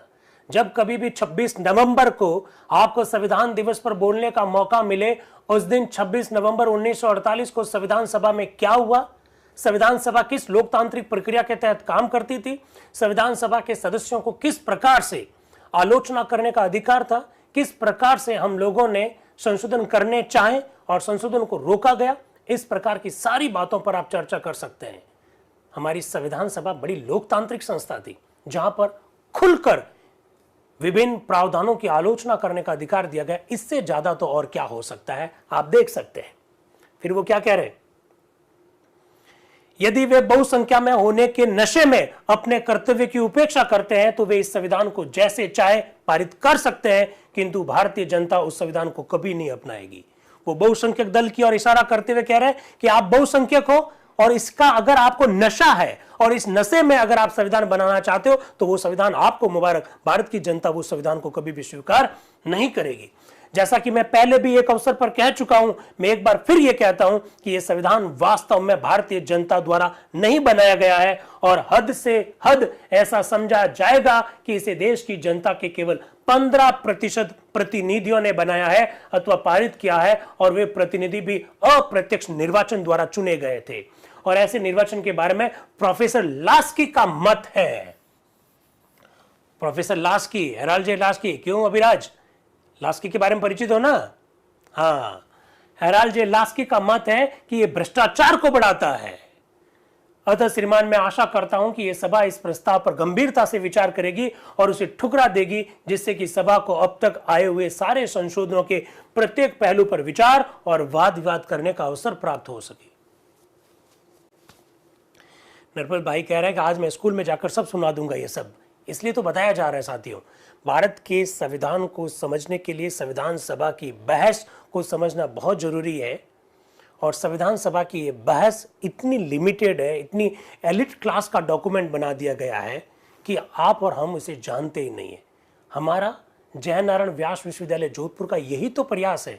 हम ये चाहते हैं कि ये बहस आम जन तक पहुंचे, जिससे कि संविधान के निर्माण की संपूर्ण प्रक्रिया उनको समझ में आ सके। और फिर वही बात कहता हूं कि आंखें जिसे देख नहीं सकती, दिल उसके लिए रोता नहीं है। तो दिल रोएगा कब, दिल उस दर्द को समझेगा कब, जब खुद की आंखों ने उस दर्द को देखा है। आपको वो आंखें के माध्यम से ये दर्द ही तो दिखा रहे हैं कि संविधान निर्माण की प्रक्रिया किस तरह से आगे बढ़ी है। तो ये संविधान सभा की बहस पर जो हमारा ये जो नवाचार है, ये अपना आप में यूनिक क्यों कह रहा हूं मैं, क्योंकि संविधान लागू हुए 75 साल में ऐसा पहली बार हो रहा है, 73 साल में ऐसा पहली बार हो रहा है कि हूबहू बहस को आप देख रहे हैं। हमारे YouTube के एक साथी ने कल परसों टिप्पणी करते हुए भी ये कहा था कि सर ऐसा लग रहा है कि जैसे हम संविधान सभा में बैठे। तो कोशिश हमारी यही तो है, हमारी कोशिश यही है कि आपको हर बात समझ में आए, और उस दर्द को समझना जरूरी है, ये बात भी ध्यान रखें। अब आ रहे हैं प्रोफेसर केटी साहा। प्रोफेसर केटी साहा बिहार के हैं, गजब के मेंबर है, बहुत एक्टिव मेंबर है। देखिए, आप हमेशा ध्यान रखिएगा, संविधान सभा में अधिकतम संशोधन किसने रखे बता देता हूं।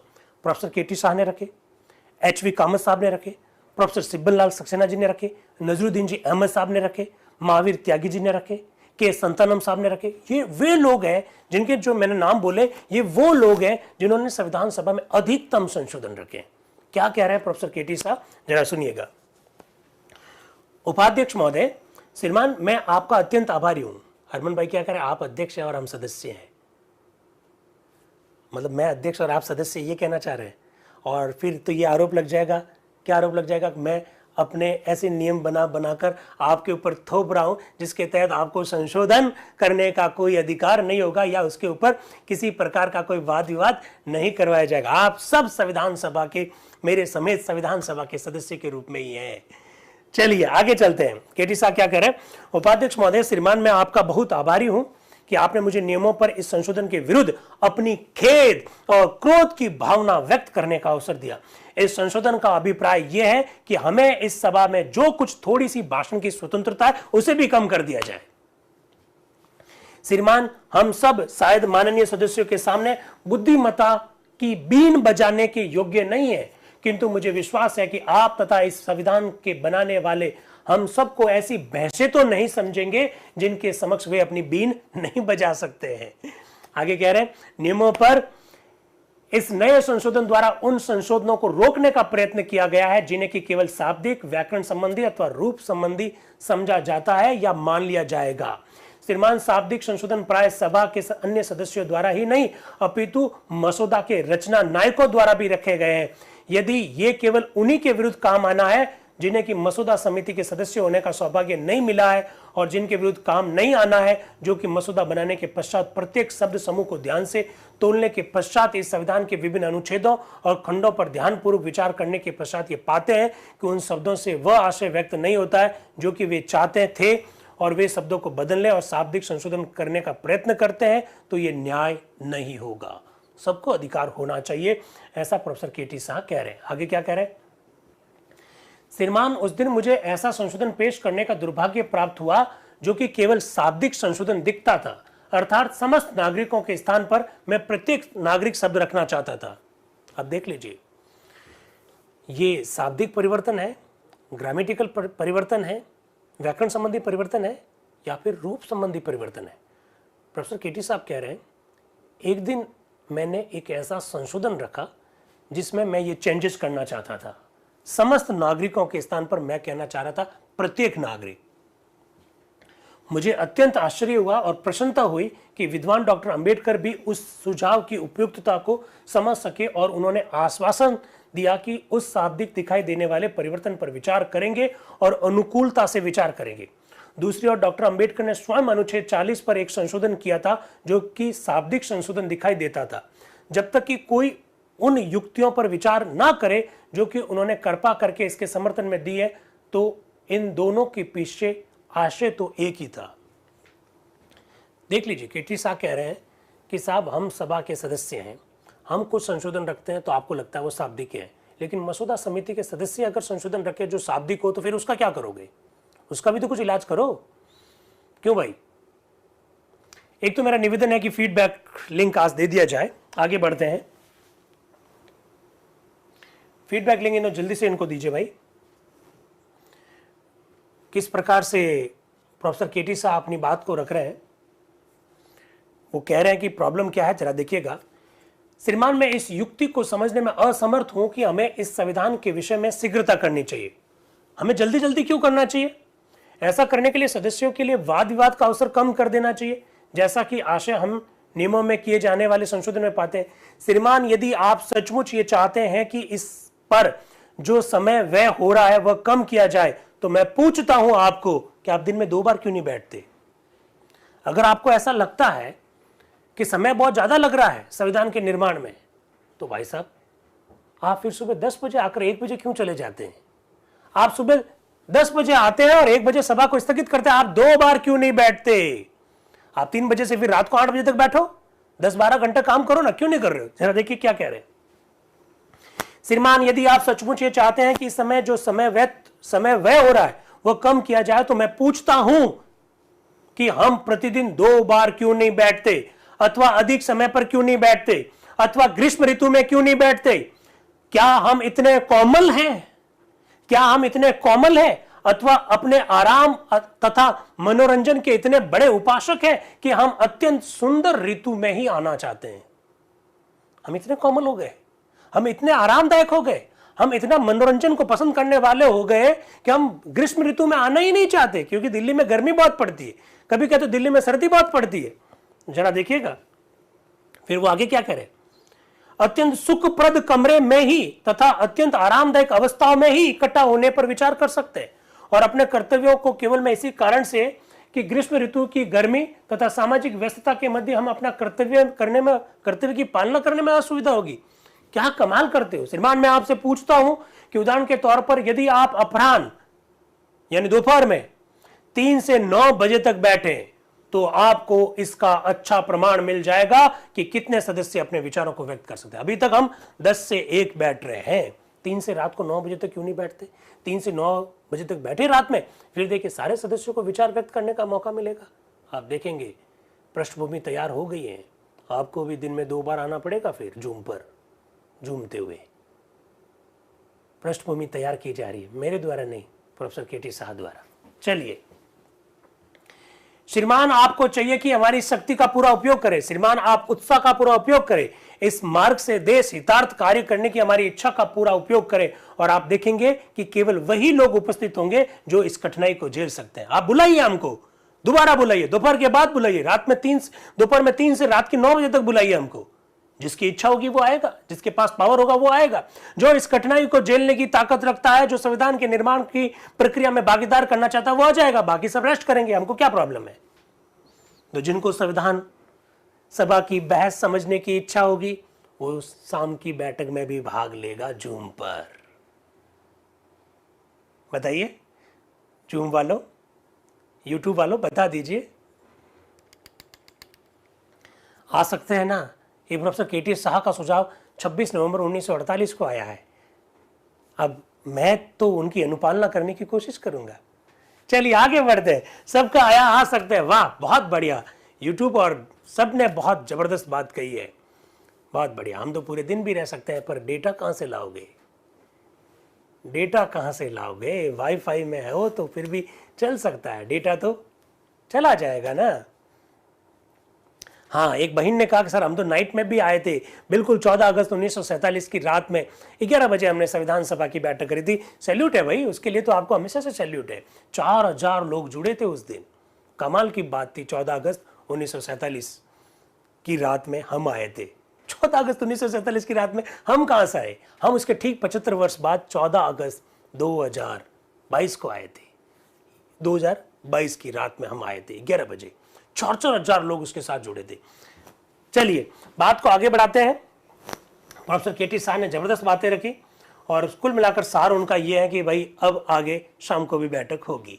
चलिए अब प्रोफेसर सिब्बल लाल सक्सेना जी क्या कह रहे हैं जरा देखिएगा। संयुक्त प्रांत से आते हैं। उपाध्यक्ष महोदय, मैंने श्री कामत के संशोधन संख्या 7 पर एक संशोधन की सूचना दी थी, किंतु उसके लिए अब समय नहीं रहता, अतः मैं केवल अपने दृष्टिकोण की व्याख्या करना चाहता हूं। इसके बाद में वो अपनी व्याख्या करना चाहते हैं। क्या व्याख्या करना चाहते हैं जरा देखिएगा। मैंने अपने मित्र श्री दामोदर स्वरूप सेठ और प्रोफेसर केटी शाह और अन्य मित्रों के स्टेटमेंट को सुना। मेरे विचार में वे भी समान रूप से इस बात के लिए उत्सुक है कि यह संविधान यथासंभव शीघ्र पारित हो जाए। इस समय हम जिस गति से चल रहे हैं उससे 9 दिन में 20 अनुच्छेद पारित हुए, अर्थात 2 अनुच्छेद प्रतिदिन के हिसाब से बैठता है। संविधान में 315 अनुच्छेद है और 8 अनुसूचियां हैं, इसलिए सामान्यतः इस गति से संविधान पारित करने में लगभग 200 दिन लगेंगे। मेरे विचार से इतना समय अपेक्षित होगा क्योंकि हम जानते हैं कि 9 दिनों में कांग्रेस दल के सदस्यों ने अपने अधिकतर संशोधन पेश नहीं किए और उनकी ओर से बहुत कम संशोधन पेश हुए। मैं नहीं मानता कि इस समय जिस गति से कार्य हो रहा है उससे अधिक शीघ्र हो सकता है, और मैं यह भी नहीं मानता कि यदि हम इस संविधान के विचारक कम से कम 200 दिन भी दें तो इसके शीघ्र पारित होने की संभावना है। इसके शीघ्र पारित करने का केवल एक ही उपाय है और वह है यह है कि हम 3 घंटे की जगह पर रोजाना 5 घंटे बैठें। अभी तो 10 से 1 बजे बैठते हैं, अब 3 की जगह पर हम कम से कम 5 घंटे बैठें। 5 घंटे कैसे बैठेंगे? 10 बजे की जगह 9 बजे आओ, 1 बजे की जगह 2 बजे तक बैठो, तो 9 से फिर 2 बजे हो जाएगा। देख लेते हैं क्या कह रहे हैं जरा। व्यक्तिगत रूप से मेरे विचार में तो हम अब भी कोई समय व्यर्थ नहीं खो रहे, क्योंकि जो समय बचता है उसे कांग्रेस दल इस बात में खर्च करता है कि कौन कौन से संशोधन पेश करने योग्य है और कौन से नहीं। इस प्रकार से बहुत सारा समय हम बचा लेते हैं। मेरी मित्र श्रीमती दुर्गाबाई ने जो प्रस्ताव रखा उसमें यह मान लिया गया है कि इस प्रणाली द्वारा कुछ अधिक गति से प्रगति संभव है। व्यक्तिगत रूप से मेरे विचार से तो इससे यह प्रयोजन सिद्ध नहीं होगा, ऐसा प्रोफेसर साहब कहना चाह रहे हैं। इसके बाद में BN मुनवली साहब जो आ रहे हैं वो बंबई रियासत से हैं, वो क्या कह रहे हैं। उपाध्यक्ष महोदय, जहां तक कि इस प्रस्ताव का आशय है वहां तक तो मैं इससे पूर्णतः सहमत हूं, किंतु जहां इससे सभा के सदस्यों के अधिकारों और विशेषाधिकारों की कमी होती है वहां मैं इसका विरोध करना चाहता हूं। आपका उद्देश्य बड़ा अच्छा है, इसलिए बड़ा सैल्यूट है आप लोगों को कि आप शीघ्रता से पारित करना चाहते हैं, लेकिन आप सभा के सदस्यों के अधिकार कम करना चाहते हैं, इससे हम सहमत नहीं है। अब आ रहे हैं मौलाना हजरत मोहानी जी। हजरत मोहानी जी क्या कह रहे हैं जरा सुनिएगा। संयुक्त प्रांत से हैं वो। श्रीमान, मुझे श्रीमती दुर्गाबाई के रखे हुए प्रस्ताव का बलपूर्वक विरोध करना है। इस प्रस्ताव में जैसी असाधारण शक्तियों का सुझाव दिया गया है, हमारे अध्यक्ष के पास भी ऐसी असाधारण शक्तियां इस समय न होने पर भी अनुभव से हमें पता चला है कि इस सभा की कार्यवाही को देखकर साधारण सदस्यों के मन में कुछ भ्रांत धारणाएं उत्पन्न हो गई है। मैं जो कुछ कह रहा हूं वो समझा देता हूं। मेरे पास कांग्रेस दल की ओर से लागू किए गए व्हीप की प्रतिलिपियां हैं।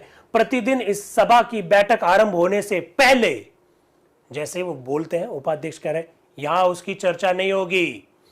मौलाना हजरत मोहना साहब फिर कह रहे हैं, फिर उपाध्यक्ष कह रहे हैं क्या आप कृपा करके इस स्थान पर उन कांग्रेस के व्हीप की चर्चा बंद नहीं करेंगे? वे प्रलेख इसलिए नहीं होते हैं कि उनका यहां प्रयोग किया जाए, कांग्रेस के बारे में यहां डिस्कशन मत करो। तो हजरत मोहानी जी क्या कह रहे हैं, मैं तो यहां देखता हूं कि ऐसा दिखाई देता है कि वहां जो कुछ निर्णय होता है उस पर यहां शब्दशः आचरण किया जाता है। हजरत मोहानी जी कह रहे हैं कि सब कुछ कांग्रेस की बैठकों में तय होता है कि संविधान सभा में क्या किया जाना चाहिए।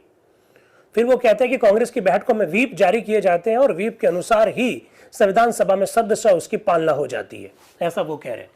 इससे सामान्य सदस्यों के मन में यह शंका उत्पन्न होती है, क्योंकि इससे सारा मामला एक दल का कार्य बन जाता है, बल्कि मेरे विचार में एक व्यक्ति का नाटक बन जाता है। लीजिए, यदि ऐसा है तो यदि हम अध्यक्ष को असाधारण शक्ति भी दे दें तो मेरे लिए प्रश्न पूछना उचित होगा कि इस संविधान सभा के नाटक रचने की क्या आवश्यकता है। यदि एक दल का ही खेल होना है, अर्थात ये कांग्रेस दल का ही कार्य होना है अथवा एक व्यक्ति का ही नाटक होना है, ऐसा बोल रहे होते हैं। इसी बीच में अलगू राय शास्त्री जी आ जाते हैं।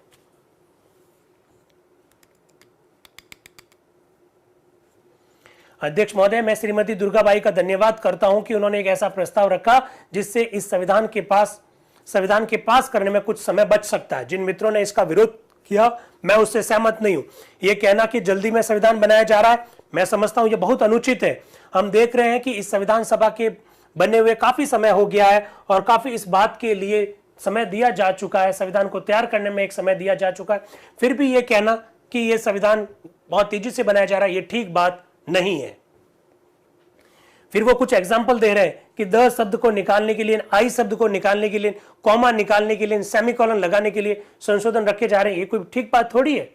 फिर वो कह रहे हैं कि आपको ये भूलना नहीं चाहिए कि हम गरीब देश की जनता का प्रतिनिधित्व कर रहे हैं, रोजाना का 14,000 रुपए का खर्चा आ रहा है, वो ऐसा कह रहे हैं।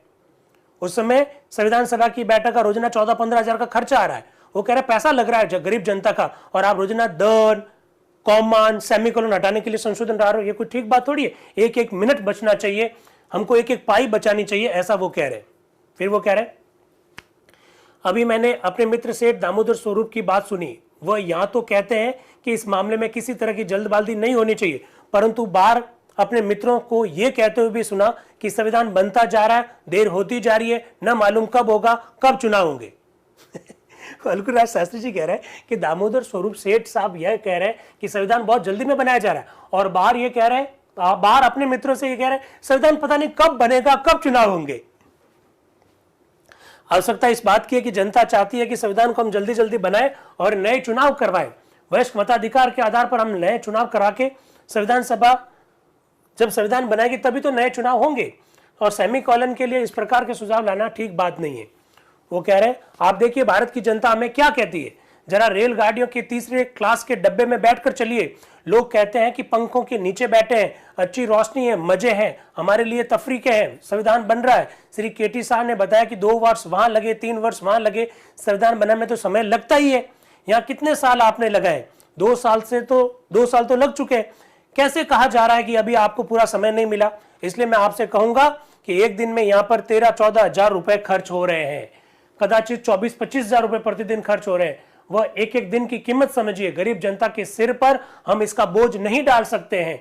हमारी जनता संपन्न जनता नहीं है। इस गरीब जनता के बल पर हम किस प्रकार बिना वजह खर्च नहीं कर सकते, शब्द जाल पर खर्च नहीं कर सकते। एक्सपर्ट्स पर खर्च किया जाए, लोगों को अवसर दिया जाए, जिन्होंने संशोधन उपस्थित किया वह आए, नए नए विचार प्रकट करें, थॉट प्रोवोकिंग बातें हो जिनकी जानकारी इसके लिए प्रयुक्त हो। इस प्रकार की बातें वो कह रहे हैं। फिर वो कह रहे हैं किसी का गला भी नहीं घोटा जा रहा है। ये कहना कि गला घोट कर लोगों को बोलने का अवसर नहीं देते, एक पार्टी के स्ट्रेंथ पर सब कुछ पास किया जाता है, मेरे ख्याल से ये सभी आरोप बेकार है। काफी सुविधा है बोलने की। अगर एक पार्टी का बहुमत हो, इस देश की जनता ने एक दल विशेष जिनकी कुर्बानियों का एक बड़ा भारी खरीदा उसके सामने है, या बहुमत ने उसे चुना है, तो इसके लिए आप देश को दोष नहीं दे सकते। फिर वो रूस की कम्युनिस्ट पार्टी का एग्जाम्पल दे रहे हैं कि ऐसा मत करिए। फिर आ रहे हैं अनंत श्यामनम अयंगर साहब। श्रीमान, हमारी मित्र श्रीमती दुर्गाबाई ने जो प्रस्ताव रखा मैं उसका समर्थन करता हूं। मुझे भय है कि प्रोफेसर केटी शाह तथा अन्य मित्रों ने जिन्होंने की संशोधन पेश किए हैं तथा जो इस प्रस्ताव के विरुद्ध बोले, बेकार एक आतंक सा उत्पन्न कर दिया। यद्यपि आशंका का कुछ तो कारण भी नहीं है। मुझे भरोसा है कि वे मेरे साथ तथा प्रस्तावक के साथ इस बात से सहमत होंगे कि केवल शाब्दिक रूप संबंधी अथवा व्याकरण संबंधी संशोधनों पर हमें अधिक समय नहीं लगाना चाहिए। एक ही आशय को अनंत प्रकार से विभिन्न रूपों में तथा विभिन्न शक्लों में रखा जा सकता है। क्या हम उन सब के लिए समय व्यर्थ करते रहेंगे? एक ही संशोधन को अलग अलग तरीकों से रख रहे हैं, अलग अलग रूपों में रख रहे हैं, इसका क्या मतलब है? समय वेस्ट हो रहा है। मैं प्रोफेसर शाह से इस बात से सहमत हूं कि हमें अपना मुंह बंद नहीं करना चाहिए, किंतु महत्वपूर्ण विषय पर अध्यक्ष को यह शक्ति दी जाती है कि वह ऐसे संशोधनों को चुन ले जिनमें शेष अन्य संशोधनों का आशय सन्निहित हो जाए। अनंत श्यामनम अयंगर साहब कह रहे हैं कि साहब नाराज मत होइए, हम किसी का मुंह बंद नहीं कर रहे हैं, लेकिन एक भी बात को अलग अलग रूप में रखने वाले संशोधनों को रखने की परमिशन नहीं दी जा सकती है। इसलिए हम अध्यक्ष को इस बात का पावर दे रहे हैं कि एक जैसे संशोधनों को एक साथ रख ले ताकि समय वेस्ट ना हो। इस प्रकार की बातें कही जा रही है अनंत शमनम आयंगर की। फिर वो एग्जाम्पल दे रहे हैं कि आयरलैंड के संविधान को किस प्रकार से निर्माण हुआ, वो एक एग्जाम्पल दे रहे हैं। कौन? अनंत शमनम आयंगर साहब। फिर आ रहे हैं एच वी कामत साहब बोलने के लिए। इससे पहले अनंत शमनम आयंगर सुबह और शाम की बैठक के लिए क्या कह रहे हैं जरा देखिएगा। यह भी सुझाया गया कि हमें प्रातः एवं सायंकाल दोनों समय बैठना चाहिए। यदि सभा राजी हो तो हम अपने आगामी सोमवार से यह व्यवस्था कर सकते हैं, किंतु इस नियम के बिना केवल उसी से काम नहीं चलेगा। अतः मेरा निवेदन है कि सभा को यह नियम बिना किसी संशोधन के उसी रूप में स्वीकार कर लेना चाहिए जिस रूप में श्रीमती दुर्गाबाई ने पेश किया है। इसके बाद में एच.वी. कामत साहब क्या कह रहे हैं? श्रीमान, मैं एक बात जानना चाहता हूं, श्री आयंगर ने लोकसभा के जिन कार्य प्रणाली नियमों की चर्चा की, क्या आप मुझे इसकी कॉपी देंगे? उपाध्यक्ष कह रहे चिंता मत करो, वो कॉपी मेरे पास है। फिर हजरत मोहानी जी वापस बोल रहे हैं, श्रीमान मैं एक बात जानना चाहता हूं, क्या मैं ये जान सकता हूं कि लोकसभा की कार्य प्रणाली संबंधी जिस नियम का हवाला यहां दिया गया वो साधारण नियम से संबंधित है या संविधान के निर्माण से संबंधित है? साधारण विधि का निर्माण वाले नियम अलग होते हैं और संविधान के निर्माण वाले नियम अलग होते हैं, ऐसा वो कहना चाहते हैं। फिर जी दुर्गाबाई बोल रही है, उपाध्यक्ष महोदय मैं नहीं समझती कि सभा के कुछ सदस्यों ने मेरे प्रस्ताव पर इस प्रकार का क्यों बोला।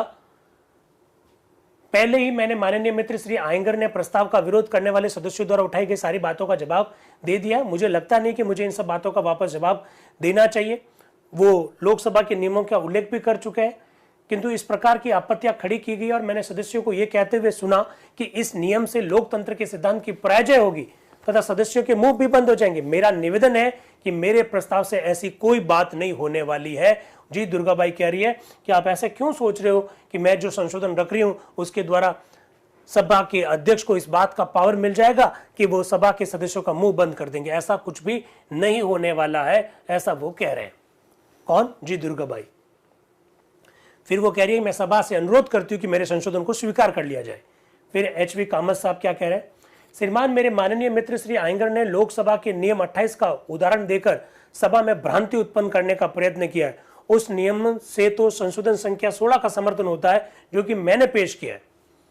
एम अनंत शमनम आयंगर कह रहे हैं मेरे मित्र कोई और स्टेटमेंट नहीं दे सकते, यदि वे इसे स्वीकार नहीं करते हैं तो ना करें। इसके बाद में एच.वी. कामत साहब कुछ बात रखते हैं, वो कुछ उदाहरण देने की कोशिश करते हैं और इसके बाद संविधान सभा के उपाध्यक्ष महोदय कहते हैं अब चर्चा बंद कीजिए, अब हम जो संशोधन रखा गया उस पर वोटिंग करवाएंगे। क्या कह रहे हैं? प्रश्न यह है कि एक सदस्य ने प्रस्ताव रखा कि जी दुर्गाबाई ने जो संशोधन रखा उसे हटा दिया जाए, तो संविधान सभा ने कहा नहीं और इस प्रकार से प्रस्ताव अस्वीकृत हो गया। एक प्रश्न यह है, एक संशोधन यह है कि जी दुर्गाबाई ने जो प्रस्ताव रखा उसके आगे यह शब्दावली जोड़ दी जाए, उस सदस्य की बात सुनने के बाद जिसने कि संशोधन की सूचना दी हो यह सब जोड़ दिया जाए। यह प्रस्ताव भी अस्वीकृत हो गया। यानी एच.वी. कामत साहब वाला प्रस्ताव अस्वीकृत, दामोदर स्वरूप सेठ वाला प्रस्ताव अस्वीकृत, प्रोफेसर के.टी. साहब वाला प्रस्ताव भी अस्वीकृत। सारे प्रस्ताव अस्वीकृत होते जा रहे हैं, आप देख सकते हैं।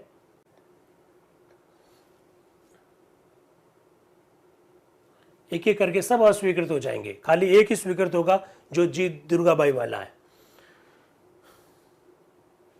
और विश्वनाथ दास ने तो अपना प्रस्ताव ही वापस ले लिया।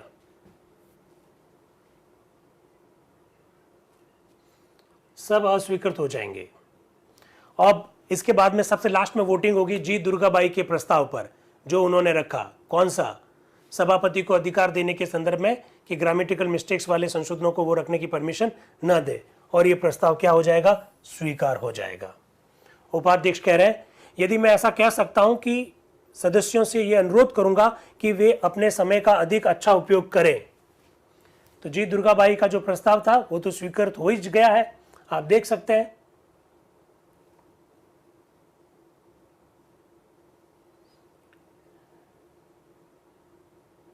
तो गजब की चर्चा हुई भाई आज संविधान सभा में।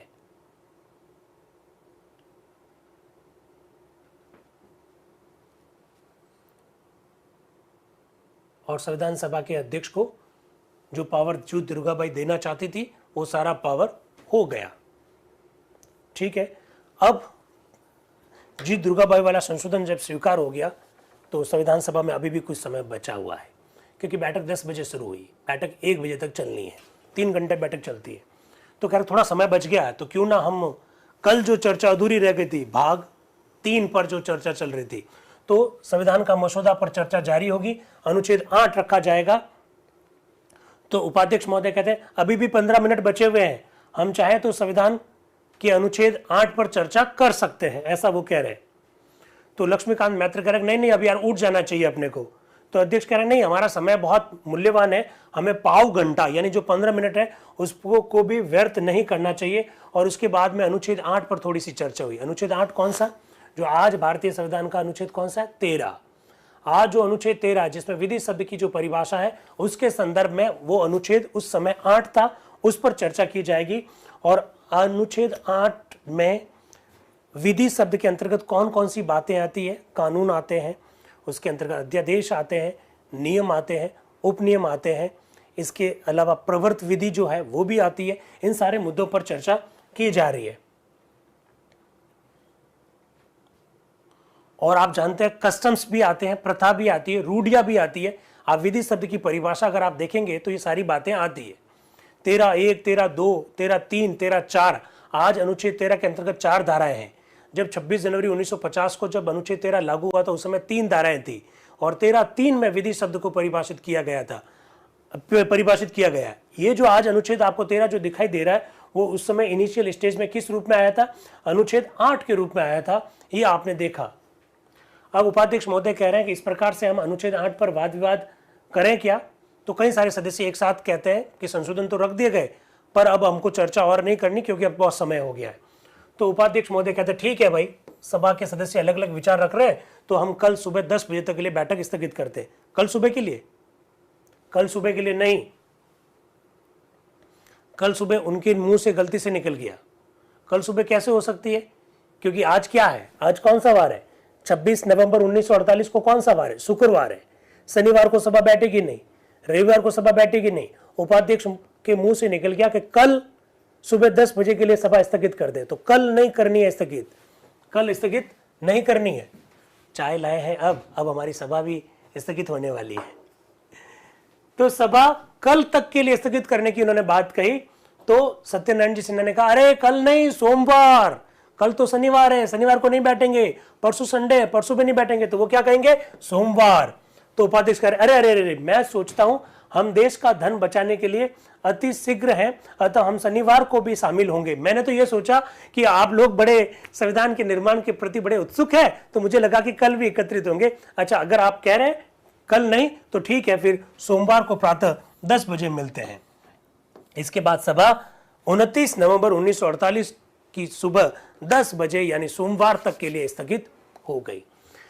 26 नवंबर 1948 को संविधान सभा में बहुत गजब, बहुत अच्छी और बहुत ही गंभीरता से चर्चा हुई।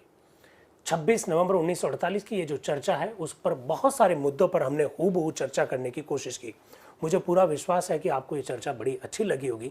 आगे आने वाले दिन अपने थोड़े कठिन होने वाले हैं क्योंकि चर्चा सुबह और शाम दोनों होगी। कैसे करेंगे, आपका डेटा भी बच जाए, इस प्रकार का भी प्रयास करना होगा। सुबह आप जूम पे जुड़ेंगे, शाम को आप यूट्यूब पर जुड़ेंगे, कैसे जुड़ेंगे, क्या करेंगे, इस पर विचार करेंगे। फिलहाल हम वापस मिलेंगे 29 तारीख को। 27 और 28 नवंबर 1948 को संविधान सभा में कोई चर्चा नहीं हुई क्योंकि उस दिन शनिवार और रविवार था। 29 नवंबर को जरूर सुबह 7:30 बजे आप तैयार रहिएगा। मैंने देखा कि संख्या थोड़ी थोड़ी कम होती जा रही। पहले 50-52 लोग जूम पर जुड़ते थे, फिर 44 हुए और दिवाली के बाद से संख्या 30 और 32 के आसपास जूम में रहती। यूट्यूब पर संख्या में किसी प्रकार की कोई कमी नहीं आई है। लेकिन ये जो कमी जो आने का कारण जो मुझे जो तकनीकी रूप से समझ में आ रहा है वो अवकाश, लगातार बैठ के नहीं हो रही, पहले की बैठ के लगातार हो रही थी। पर भाई जरा सोचिए कि 4 नवंबर 1948 से लगाकर 8 जनवरी 1949 तक 2 महीने से अधिक समय तक जब चर्चा हुई तो बीच में कुछ ब्रेक भी आए। जैसे कुछ कह रहे हैं कि शादियां बहुत हो रही है, तो शादियां हमारे यहाँ अभी हो रही है, उस समय थोड़ी शादियां हो रही थी भाई, हम तो उसके अनुसार चल रहे हैं। तो आज के लिए इतना काफी, थैंक यू वेरी मच। और एक बार फिर से संविधान दिवस की आपको बहुत सारी शुभकामनाएं। ढेरों शुभकामनाएं। Thank you very much.